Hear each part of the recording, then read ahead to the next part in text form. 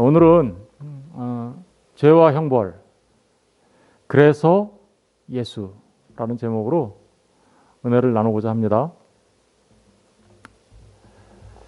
하나님께서 사람을 창조하셨습니다. 그 사람을 창조할 때 하나님은 그 사람을 하나님의 형상으로 창조하셨습니다.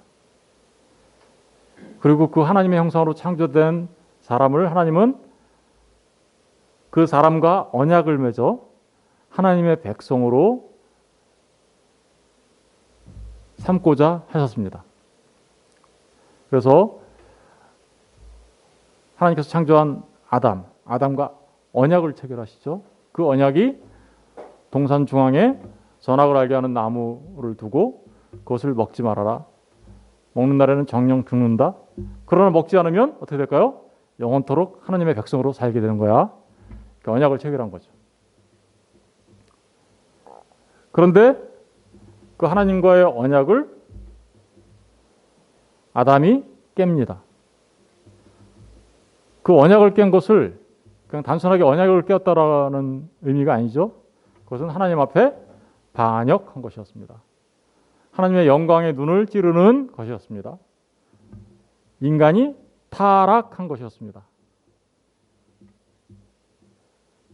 거룩하고 의로웠던 그리고 지혜가 있었던 사람이 타락하자 거룩이 사라지게 되고 의가 사라지게 되고 하나님을 알던 지혜가 상실되었습니다.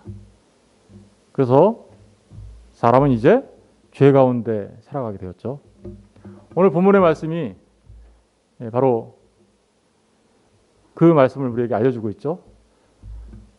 로마서 5장 12절 그러므로 한 사람으로 말미암아 이 한 사람은 누굴 말하는 걸까요? 아담을 말하는 겁니다. 하나님께서 최초 창조한 아담 그 한 사람 아담으로 말미암아 죄가 세상에 들어왔다.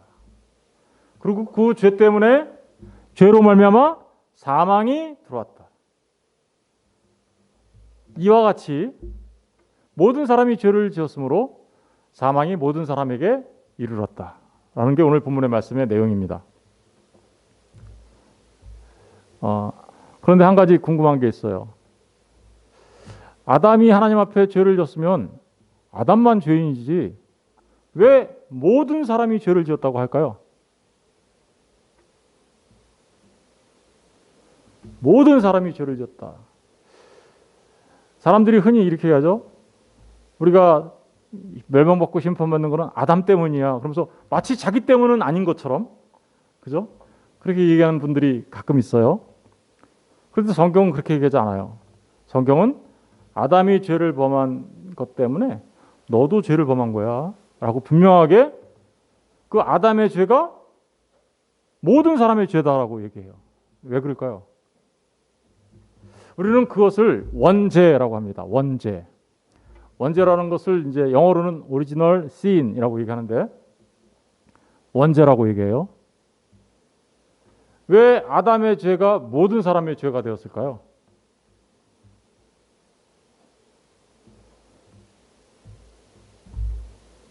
그거를 오늘 공부하려고 하는 겁니다. 아담은 인류의 머리입니다. 머리. 아담은 하나님의 백성으로 되기 위하여 하나님과 언약을 체결하는데 모든 아담 안에서 오게 될 모든 인류의 머리로서 그리고 모든 인류의 대표로서 모든 인류를 대신하여 하나님과 언약을 체결한 거예요. 다시 말하면 모든 인류는 아담 안에 있었던 겁니다. 저와 여러분도 어디에 있었어요? 아담 안에 있었어요. 성경에는 그것을 아담의 허리 안에 우리가 있었다 이렇게 표현해요. 아담 안에 우리가 다 있었어요. 그런데 그 아담 안에 있었던 우리가 아담과 함께 똑같이 타락하게 되고 범죄하게 된 것이죠. 이것은 대표성 또는 그리고 인류의 연대성을 말하는 거예요. 인류는 하나로 묶어져 있는 거예요. 연대되어 있는 거죠. 연합되었다고 얘기할 수 있어요. 고린도전서 15장 21절을 보면 그런 의미들을 잘 알 수 있어요. 사망이 한 사람으로 말미암아 왔으니, 이건 뭐예요? 아담 한 사람으로 인하여 사망이 왔다라고 얘기하고 있고, 반대로 죽은 자의 부활도 사망이 아니죠. 이제 다시 살아나는 것도 한 사람으로 말미암았다. 누구를 말하는 걸까요? 그렇죠. 예수 그리스도를 통해서 다시 부활하는 일이 있게 될 거야 라는 얘기하는 거죠. 아담이 모든 인류를 대표하여 아담의 타락이 모든 인류의 타락을 말했던 것처럼 그리스도 예수의 십자가의 죽으심과 부활이 예수 안에 있는 자들의 생명이 될 거야 라는 거예요. 그러면 같은 원리가 지금 적용되고 있죠. 그죠? 아담은 인류의 머리로서 인류를 대신하고 대표했어요. 그리스도는요. 그리스도는 교회의 머리로서 그리스도 안에서 새로운 생명을 얻게 될, 죽었다가 다시 살아나게 될 모든 사람들의 머리로서, 그죠? 머리로서 그들을 대신하고 대표하여 십자가에 달려 죽으시고 죽음을 이기시고 부활하신 거죠. 대표성의 원리, 대신의 원리, 여기가 다 똑같이 적용되고 있죠. 그렇습니다. 그래서 아담 안에서 우리 모두는 죄인입니다. 모든 사람이 죄를 범했다라는 것은 단 한 사람도 예외가 없다. 이런 뜻이에요. 그렇죠? 나는 죄를 안 지은 것 같은데, 난 죄인이 아닌데, 그렇게 생각하시는 분 계세요? 만약에 그렇게 생각한다면 그 자체가 죄예요.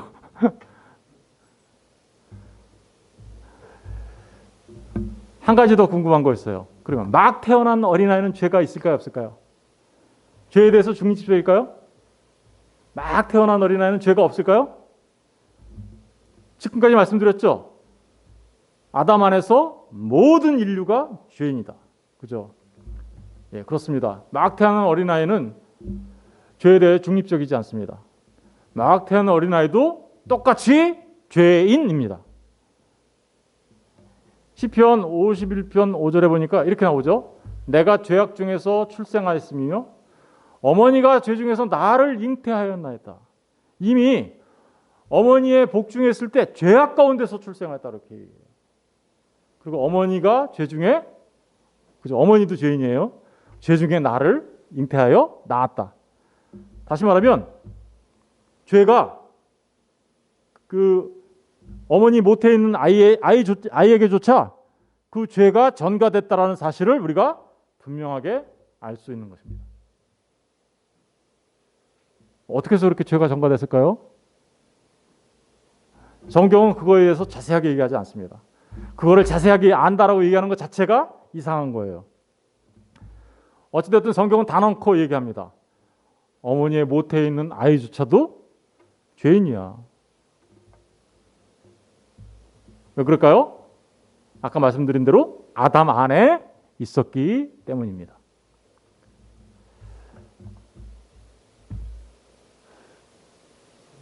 아무것도 안 했는데 죄인이에요?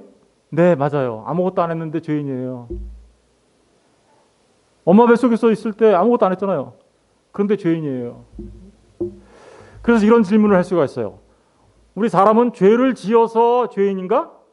아니면 지금 현재 저와 여러분은 죄인이기 때문에 죄를 짓는가? 어떤 게 맞는 것 같아요?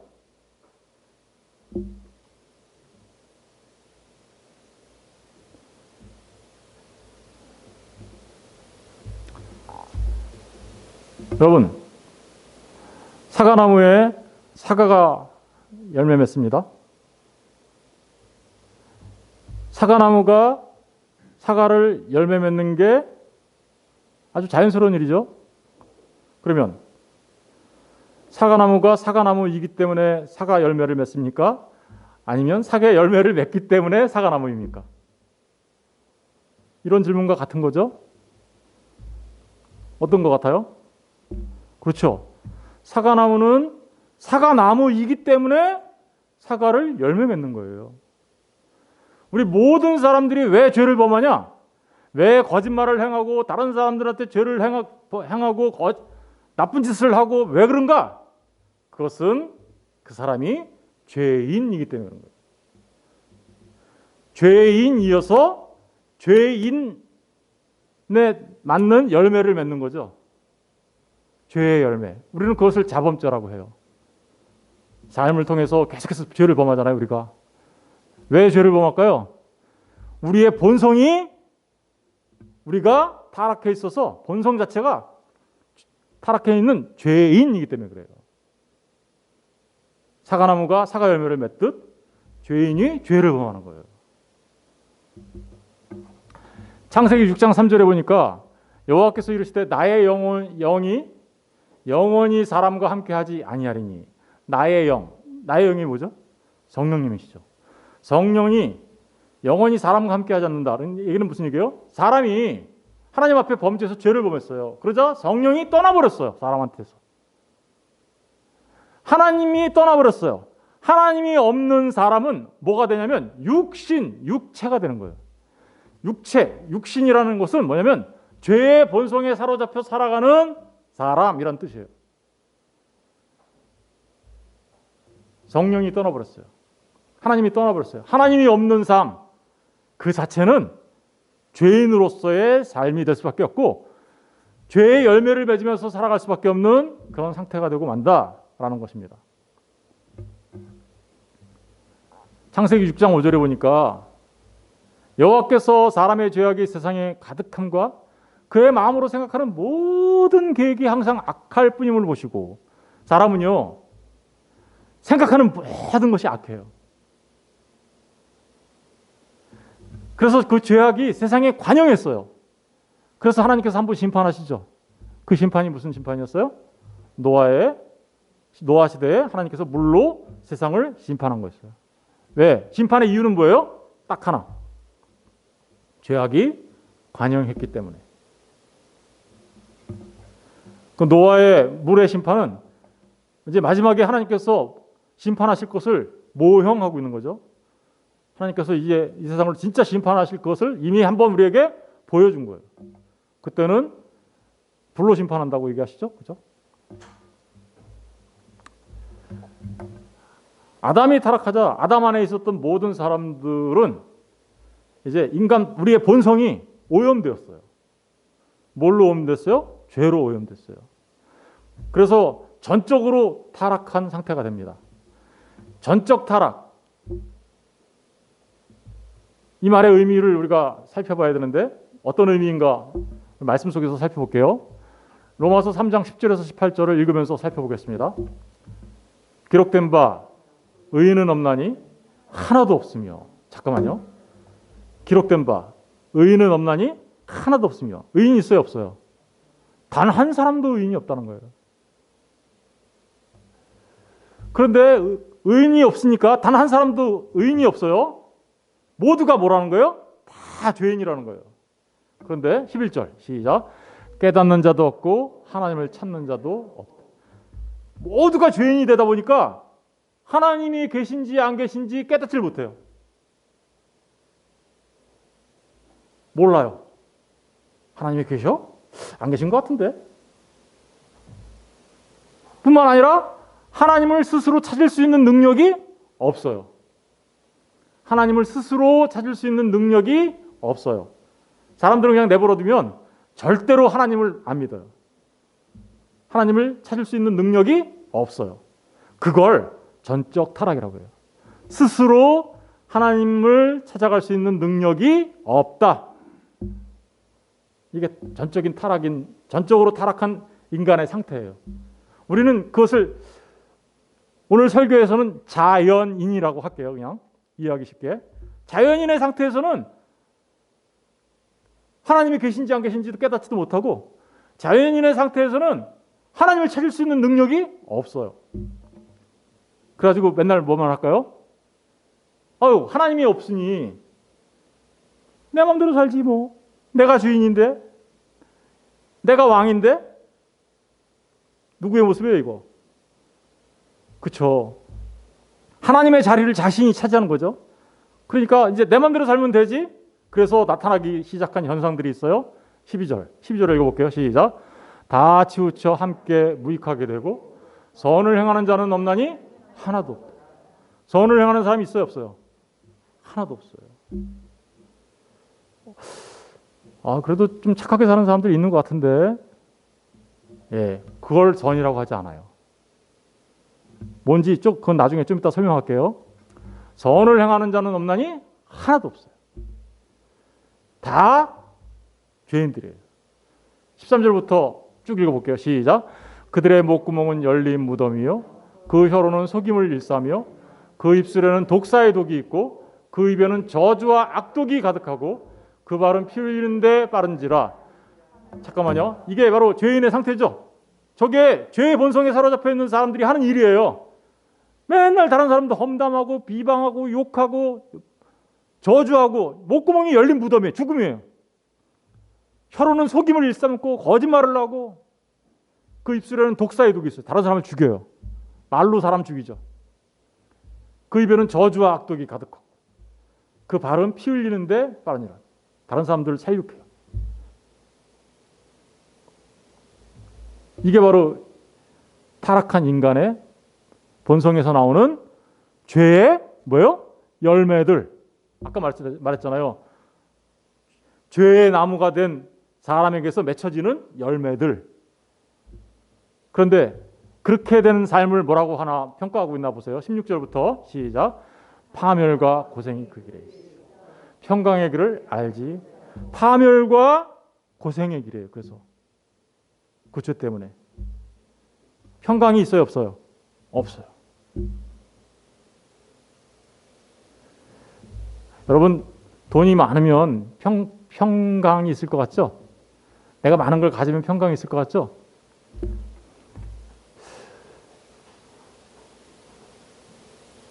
그런데 많이 가지면 많이 가진 것 때문에 불안해요. 목사님, 난 그래도 한번 많이 가져볼래요. 예, 많이 가지세요. 그런데 그 안에 진짜 평강 없어요. 그것 때문에 불안해요. 그래서 수천억, 수백억 갖고 있는, 수백억, 수천억을 갖고 있는데 자살해요. 그런 거 뉴스에 많이 나오죠? 평강을 알지 못하기 때문에 그래요. 그리고 18절 마지막으로 시작. 그들의 눈앞에 하나님을 두려워함이 없느냐. 하나님을 안 두려워해요. 이게 죄인의 현 주소예요. 하나님을 안 두려워해요. 이게 하나님을 모르는 자연인이라고 말하는 상태예요. 로마서 3장 23절은 뭐라고 되어 있냐면 모든 사람이 죄를 범하였음에 그 하나님의 영광에 이르지 못한다. 이게 전적 타락이에요. 모든 사람이 그 자기 죄 때문에 하나님의 영광에 이를 수가 없어요. 그럼 어떻게 우리가 하나님의 영광에 이를까요? 그건 유일하게 하나님의 은혜를 받은 사람들만 가능해요. 하나님의 은혜가 있으면 하나님의 영광을 알게 됩니다. 그 사람들을 우리는 신자라고 하는 거예요. 하나님의 은혜가 있어서 하나님을 알게 된 사람들. 에베소서 2장 2절과 3절에 보면 자연인의 상태가 어떤 상태인지 자세하게 얘기하고 있어요. 자연인의 상태. 그러니까 죄 가운데 있고 하나님을 모르는 사람, 아직도 예수를 만나지 못한 사람이라고 말할 수 있어요. 그 사람은 어떤 상태냐? 그때 너희는 그 가운데서 행하여. 그때 너희는 그 가운데서 행하여. 그 가운데서라는 게 죄와 허물이에요. 죄 가운데서 행하여. 이 세상 풍조를 따르고. 사람들은요, 이 세상 풍조를 따라가요. 사람들은요, 유행 따라 사는 것도 제 멋이라고 생각해요. 내 멋이지. 유행 따라 사는 것도 제 멋이지. 그렇게 살아요. 세상 풍조를 따라요. 사람들이 트루스, 진리를 따라가는 게 아니라 트렌드, 유행을 따라서 살아요. 그리고 공중의 권세 잡은 자. 공중의 권세 잡은 자가 누굴까요? 곧 지금 불순종의 아들들 가운데서 역사하는 영. 불순종의 아들들 누구예요? 아담과 같은 모습이죠. 아담과 같이 타락한 모습으로 살아가는 사람들의 가운데서 역사하는 영, 사단의 영, 귀신의 영. 그게 사단한테 사로잡혀서 살아가고 있는 사람들이 죄 가운데 있는 사람들이에요. 하나님을 모르는 사람들. 나는 내가 내 인생 살아가는데 무슨 내가 귀신에 사로잡혔어? 아니요. 요한복음 8장에 가서 보시면 너희는 너희 아버지가 마귀야 이렇게 얘기해요. 우리는 예수 믿는 사람들은 아버지를 누구라 그래요? 하나님이라고 하죠. 하나님 아버지 그렇게 부르잖아요. 그런데 예수 믿지 않는 사람들의 아버지는 누구냐? 마귀다. 왜 그럴까요? 마귀는 거짓의 아버지거든요. 거짓으로 점철되어 있는 세상이거든요. 그 거짓으로 점철되어 있는 그 마귀의 영에 사로잡혀서 거짓 것을 찾으며 살아가고 있는 거죠. 사람들이. 저거를 얻으면 내가 행복할 거야. 저거를 얻으면 내가 평안을 얻을 거야. 그러나 거기에는 평강이 없습니다. 거짓입니다. 그 거짓에 사로잡혀가는 사람들, 사단에게 사로잡혀가는 사람들, 그런 상태라는 거예요. 일반 자연인의 상태가. 3절에 보니까 전에는 우리도가 누굴까요? 예수 믿는 사람들, 그죠? 우리도, 저와 여러분도 그랬죠.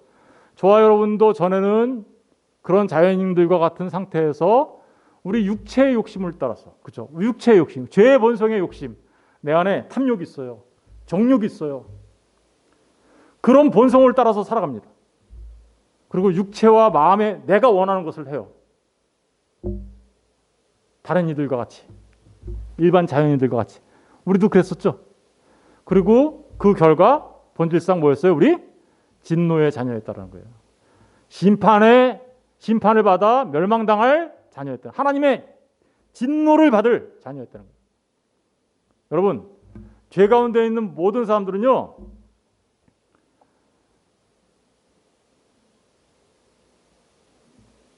지옥이라는 소뚜껑 위에서 뛰어놀고 있는 거예요.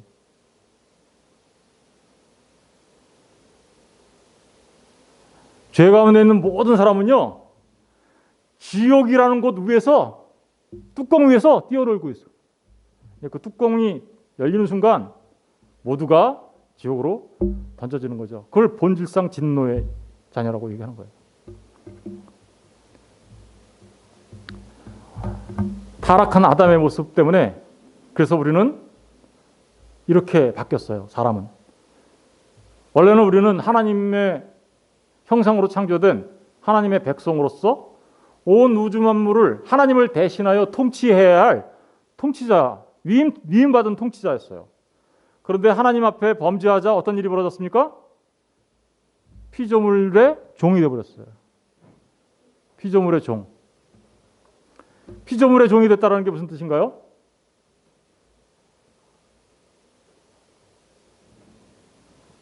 예, 거꾸로 사람들이 하나님을 섬기기보다 자연 이 피조물들을 섬겨요. 그걸 우린 뭐라 그래요? 우상이라고 그래요. 우상숭배.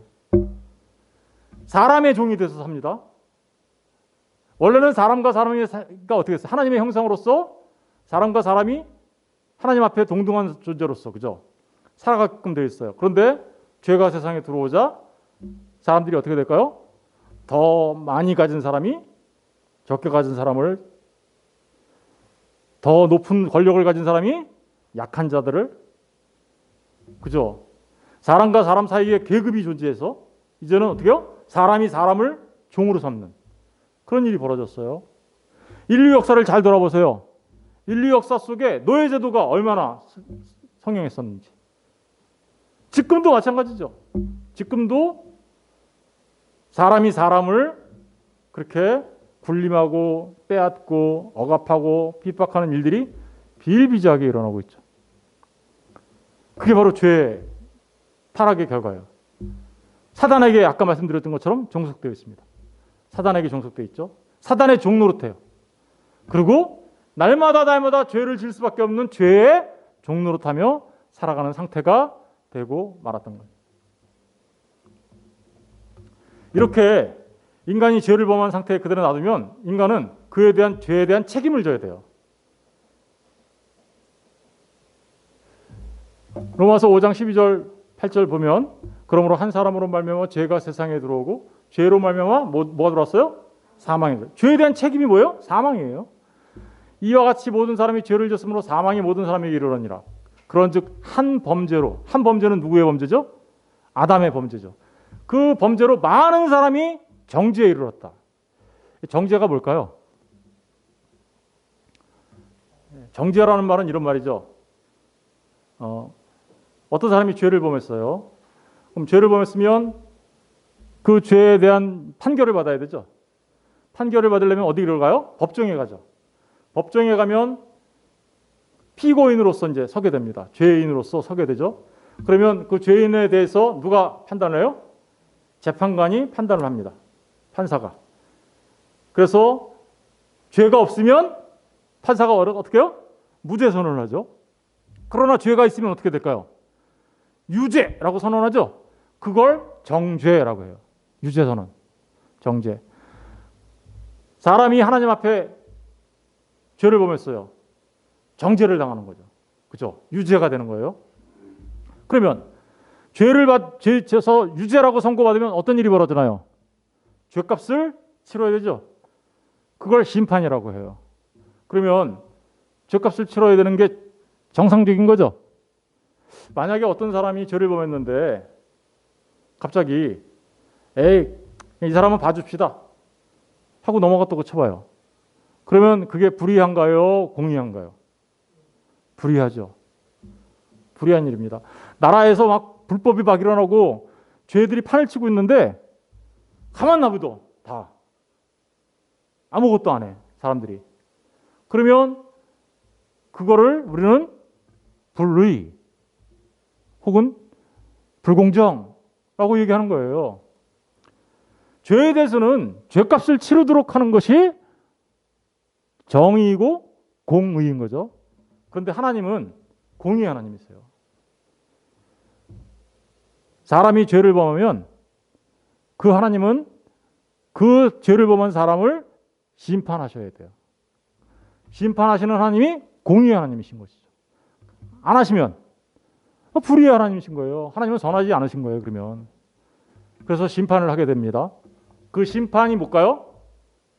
하나님 앞에 죄를 범했어요. 그러면 그 심판의 값은 뭘까요? 예, 그게 사망이에요. 사망, 사형. 여러분 잘 생각해 보세요. 제가 우리 아들을 너무 예뻐서 이렇게 뒤통수를 한 대 이렇게 칠 때가 있어요. 아유, 이러면서 예쁘니까. 그러면 그게 죄가 될까요? 죄가 될까요? 안 될까요? 뭐 아들은 기분 나쁘면 뭐 죄가 되죠라고 얘기할 수도 있겠지만 사실은 그렇게 심각한 건 아니죠. 그죠?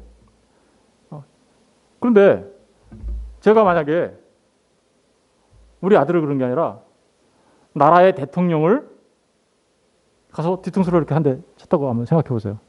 그럼 어떻게 될까요? 바로 깜빵으로 가야죠. 붙잡혀서. 내가 한 행동의 상대가 누구냐에 따라서 그 죄의 형량이 달라져요. 죄의 크기가 달라지죠. 그렇죠? 죄의 크기가 달라져요. 그런데 사람이 하나님 앞에 범죄했다고 한번 쳐봐요. 그럼 그 죄의 크기는 얼마나 할까요? 예, 무한대인 거죠. 영원한 거죠. 그래서 영원히 심판받는 거예요. 뭘로? 죽음으로. 사람은 죽음으로 심판받는데 죽음에는 두 가지가 있어요. 사람은 하나님 앞에 범죄하자 시한부 인생을 살게 됩니다. 시한부 인생이라는 게 뭐예요? 죽을 것이 정해져 있는 거를 우리 시한부 인생이라고 하죠. 우리 모두는 전부 다 시한부 인생을 사는 거예요. 아니 무슨 뭐 지금 암에 걸리고 뭐 죽을 병이 막 걸린 사람 그 사람들만 시한부 인생이 아니에요. 사실은 우리 모두가 시한부 인생이에요. 왜 그럴까요? 모두가 죽으니까. 안 죽나요? 그렇죠. 창세기 3장 19절에 보니까 너는 흙이니 흙으로 돌아갈 것이다. 뭐예요? 육체의 죽음을 말하는 거죠. 우리의 죽음을. 우리는 언젠가는 정해진 때가 되면 다 죽게 돼 있어요. 시한부 인생을 사는 거예요. 그 결과로. 죄에 대한 결과로. 그런데 더 중요한 게 있어요. 우리가 죄에 대한 결과로 죽는 것은 시한부 인생으로 끝나면 그거는 아무런 시한부 그 정도? 뭐 그럴 수도 있겠다 라는 생각을 할 수도 있을지도 몰라요. 그런데 하나님 앞에 한 범죄는 시한부 인생으로 끝나는 게 아니에요. 영원히 멸망받는 자가 되는 거예요. 영원히 멸망받았다는 것은 진짜 죽은 자가 됐다는 뜻이에요. 아니, 타락하자마자 사람은 죽은 자가 되었다고 성경은 얘기해요. 이미 죽은 자다. 에베소서 2장 1절에서는 허물과 죄로 너희는 죽었다 이렇게 얘기해요. 이게 무슨 말일까요? 이 말은 계시록에 나오죠. 정확하게. 계시록 20장 12절 15절을 우리 다 같이 한번 읽어볼게요. 시작. 또 내가 보니 죽은 자들이 큰 자나 작은 자나 그 보좌 앞에 서 있는데 책들이 펴 있고 또 다른 책이 펴졌으니 그 생명책이라. 죽은 자들이 자기 행위를 따라 책들에 기록된 대로 심판을 받으니 바다가 그 가운데서 죽은 자들을 내주고 또 사망과 음부도 그 가운데서 죽은 자들을 내주매 각 사람이 자기 행위대로 심판. 각 사람이 뭐대로 심판을 받는다고요? 자기 행위대로 심판을 받아요.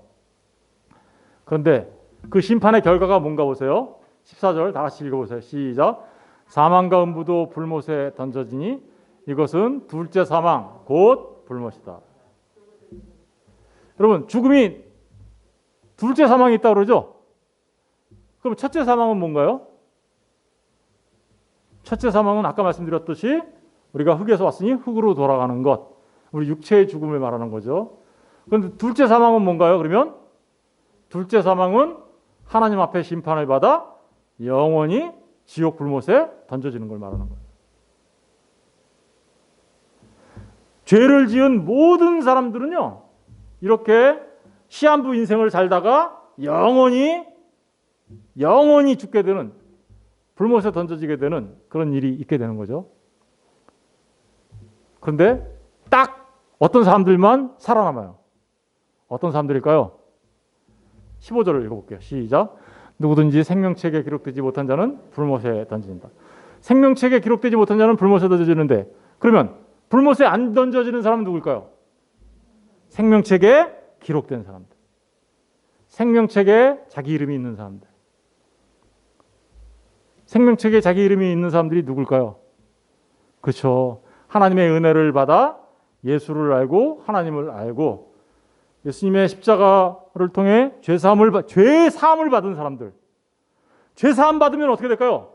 더 이상 사망이 죄의 삭은 사망이니까 사망으로 죄값을 갚아야 될 이유가 없죠. 이미 예수님의 십자가로, 예수님의 죽으심으로 죄값을 다 갚아버렸으니, 그렇죠. 예수 안에 있는 자들은 어떻게 되는 거예요? 그렇죠. 다시 그 죄값을 치를 이유가 없죠. 사망으로 그 값을 치러야 될 이유가 없는 것이죠. 그런 사람들을 생명책에 기록되었다라고 말하는 거예요. 무슨 말인지 아시겠죠? 예수 믿는 사람들이 진짜 예수 믿는 사람, 말로만 예수 믿는 사람 아니에요. 진짜로 예수 믿는 사람. 진짜로 예수 믿으시나요? 그 사람들이 생명책에 기록된 거예요.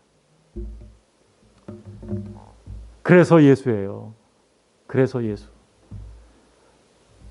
한 사람 아담 안에서 모두가 죄인 되어서 다 죽게 생겼어요. 그런데 한 사람 그리스도 안에서 모든 사람이 죄사함을 받고 하나님 앞에 의로운 자가 되어 생명책에 기록되어 산 자가 되는 거죠. 그래서 예수 믿으라는 거예요. 죽지 말고 살아라. 여러분, 죽지 말고 사십시오. 영원히 죽습니다. 죽지 말고 사십시오. 예수 믿으세요. 라고 말하는 이유가 바로 여기에 있는 겁니다. 로마서 5장 14절 18절에 보니까 아담은 오실자의 모형이라고 했어요. 오실자가 누굴까요? 예수님이에요. 아담 한 사람 안에서 모든 사람이 죽었어요. 그렇죠? 그런데 예수 안에서 어떻게 해요? 산다. 보세요. 아담은 예수님을 모형하고 있는 거죠. 아담 안에서 아담이 지은 죄로 인하여 다 죽게 생겼지만 예수님의 십자가로 인해서 예수 안에 있는 사람은 다 산다. 이거 얘기하려고 그러는 거예요. 그래서 모형이라고 얘기하는 거예요. 18절을 보세요.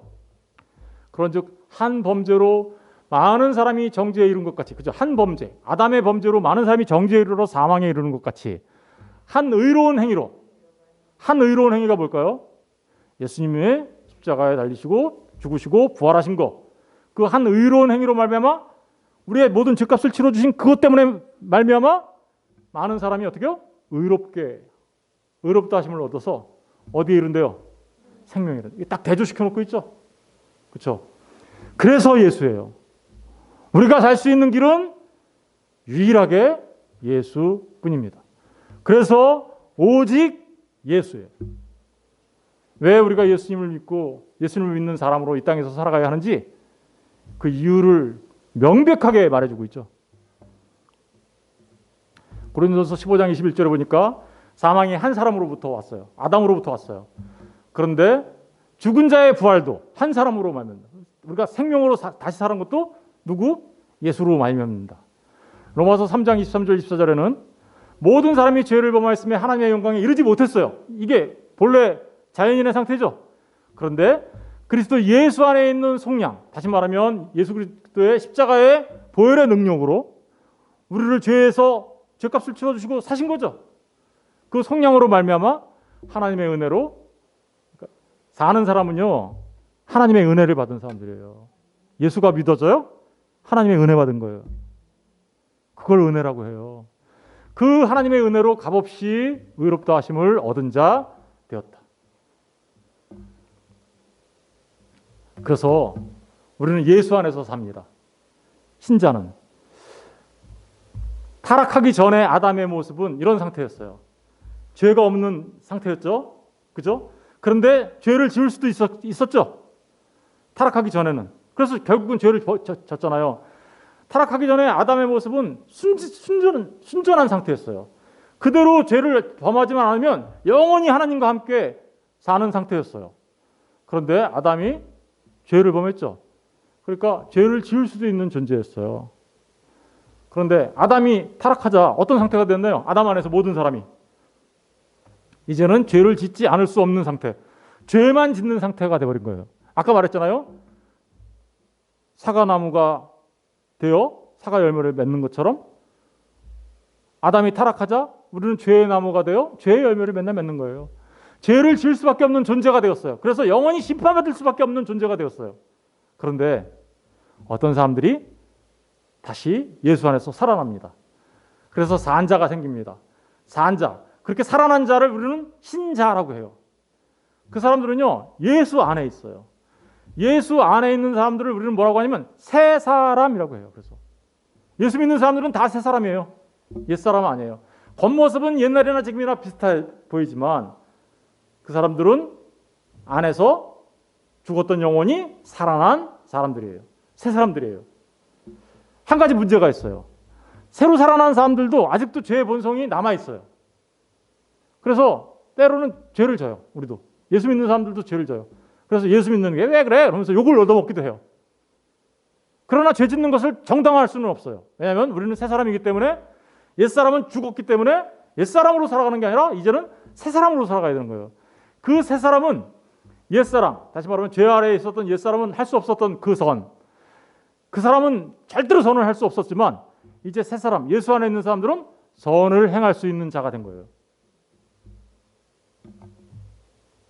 고린도후서 5장 17절에 보면 그런즉 누구든지 그리스도 안에 있으면 뭐라고요? 새로운 피조물이에요. 새 사람이에요. 보라, 이전 것은 지났으니. 뭐가 이전 건 뭐예요? 죄의 본성에 사로잡혀 있던 옛사람. 그건 지나갔으니 보라, 뭐가 됐어요? 새 것이 되었다. 여기 있는 예수를 믿는 모든 사람들은 새 것이에요. 새 사람이라고.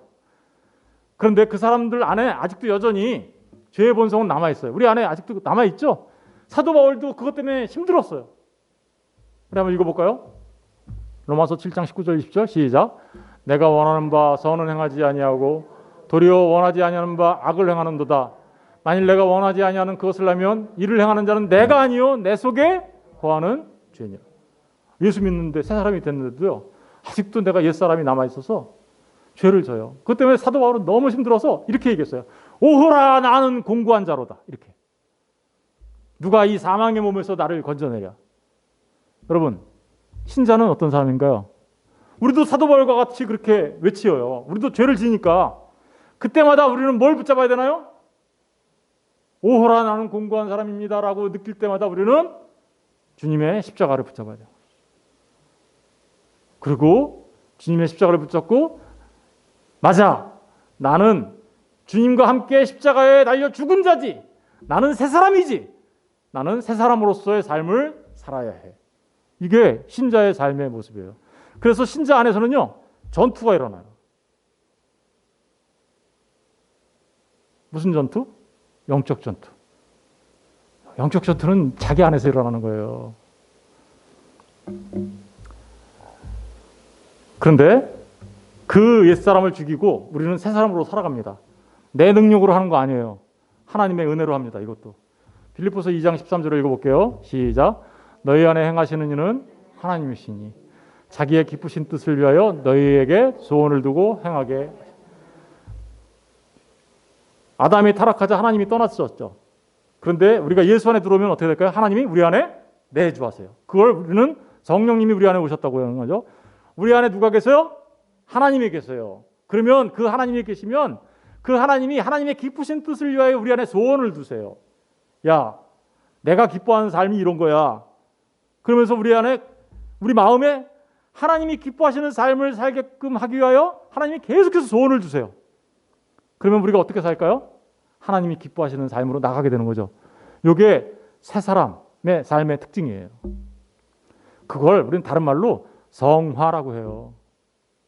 성화도 그러니까 우리의 힘으로 하기보다 누가 하시는 거예요? 우리 안에서 하나님이 하시는 은혜인 거예요. 디도서 2장 14절을 한번 읽어볼게요. 다 같이 시작.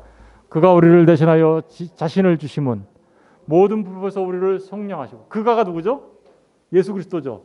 예수 그리스도가 우리를 대표하고 대신하여 자신을 주셨어요. 어디다가? 십자가에 내어 주셨어요. 우리의 모든 죄를 짊어지시고 우리가 죽어야 될 죽음을 십자가에서 죽으셨어요. 죗값을 치르셨어요. 그리고 모든 불법에서 우리를 속량하셨어요.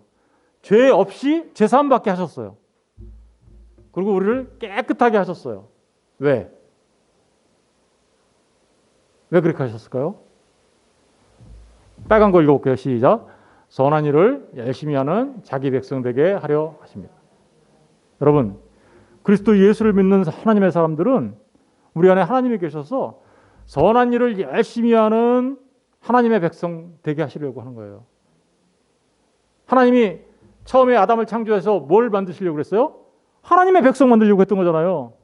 그런데 타락하자 하나님이 떠나버렸죠? 하나님을 떠났죠. 그런데 다시 예수 그리스도를 통하여 그 사람들을 살려내서 하나님의 백성 되게 하는 거예요. 그런데 어떤 일을 하는 거예요? 그 하나님의 백성들은 선한 일을 하는 거예요. 그럼 선한 일이란 뭘까요? 여기서 선한 일. 가만히 생각해 보세요. 세상 사람들도 선한 일 하지 않나요? 세상 사람들도 다른 사람들 도와주고 나누어주고 베풀어주고 도와주고 하잖아요. 그런데 하나님은 그런 걸 선이라고 하지 않아요. 도덕적, 우리 사람의 눈에서 보는 도덕적이고 윤리적인 어떤 그런 착함, 그걸 선이라고 하지 않아요. 왜? 아까 뭐라 그랬어요? 선을 행하는 자는 없나니? 하나도 없도다 그랬잖아요. 자연인의 상태에서는.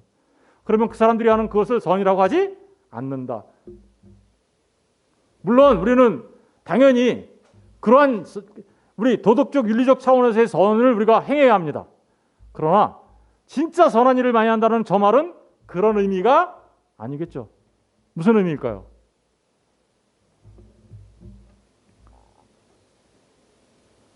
여러분, 선한 일이란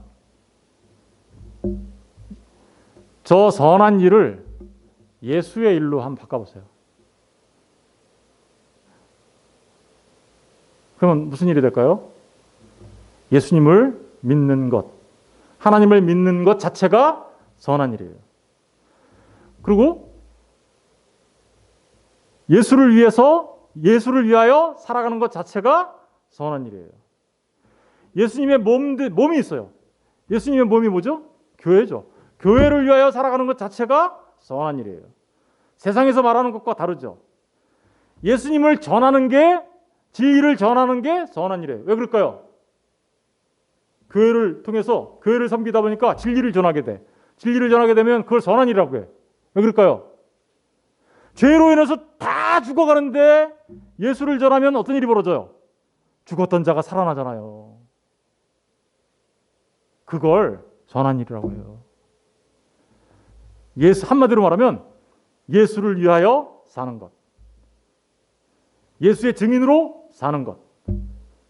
예수의 몸된 교회를 위하여 사는 것. 그거를 선한 일이라고 해요. 그러기 하기 위하여, 내가 예수의 증인으로 살게 하기 위하여 우리는 당연히, 그러니까 사회적, 도덕적, 윤리적인 차원에서의 선도 행해야 되는 거죠. 당연히 해야 되는 거죠. 그러니까 그거는 당연히 해야 되는 거고, 그것이 최종적인 목적은 아니죠. 결국은 그 모든 것들을 통하여 누구를 전하는 거예요? 예수를 전하여 죽었던 영혼들을 살려내는 것. 이게 선한 일입니다. 그런 일을 많이 하는, 열심히 하는 하나님의 백성 되게 하기 위하여 우리를, 저와 여러분을 구원해 내신 것입니다. 아멘이십니까? 따라서 우리는 이제 이렇게 살아야 되죠. 에베소서 4장 22절 24절 마지막으로 읽고 마치겠습니다. 시작. 너희는 유혹의 욕심을 따라 썩어져가는 구습을 따르는 옛사람을 뭘 버려요? 옛사람 버리고. 23절 시작. 오직 너희의 심령이 새롭게 됐다는 건 뭐예요? 우리 안에 성령님이 들어오셨어. 그러면 우리의 심령이 새롭게 되는 건 뭐예요? 성령님한테 우리가 완전히 사로잡히는 거죠. 성령님한테 완전히 사로잡히는 것은 다른 말로 하면 성령 충만하다는 뜻이고, 성령 충만하다는 얘기는 하나님의 말씀에 순복하고 순종하며 살아간다는 뜻이에요. 내 안에 말씀이 살아서 역사해요. 그렇게 되면 어떤 일이 벌어지나 보세요. 24절 시작. 하나님의 뜻 따라 의와 진리의 거룩함으로 지으심을 받은 새 사람을 입으라. 그러니까 신앙생활은요, 옛사람, 죄악된 옛사람 벗어버리고 예수 그리스도 안에서 선한 일을 열심히 하는 새 사람으로 살아가는 것, 이걸 신앙생활이라고 말하는 겁니다. 저와 여러분 모두가 정말 선한 일을 열심히 하는 하나님의 백성 되시기를 주님의 이름으로 축원드립니다. 기도하겠습니다.